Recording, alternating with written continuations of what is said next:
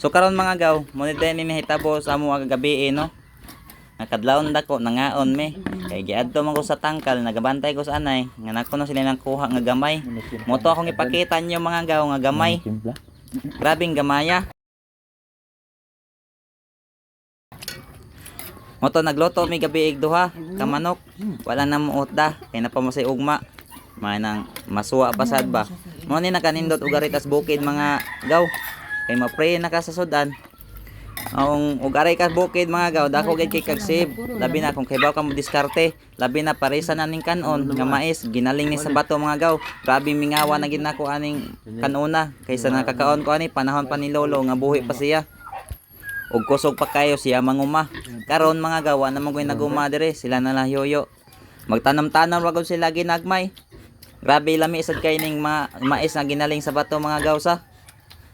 Kay matayam gid nimo ba nga bidli-bidli pa ang iyahang basta kaning kanuna mga gaw. Di ginin ako makalimtan tibuok kinabuhi nako kay si lolo sa napatoy uma, lami kay tumulungag, labi nag iyahang butang ag kalibre ug kamote. Munay gitawag dire sa muag sinaksakan nga kanon gaw. Kani sa ding kanuna mga gaw, lami kay nay parisa bisag pulos lang utan nga kamunggay sa. Pero karon nakakaon man ta nya giparisan pag manok.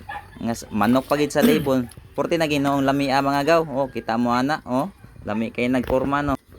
Nya lami sad kay timpla ang manok nga among giluto sa.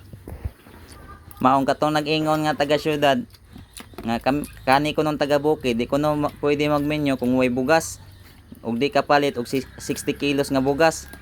Akong ikaingon na kang nagsig pandaot sa taga bukid kanang imong giingon nga 60 kilos nga bugas bisag 200 pa kilos sa bugas ari bukid ang magsig pambas sa taga bukid ba mao ni siya atong lantawon mga kaw tubang diri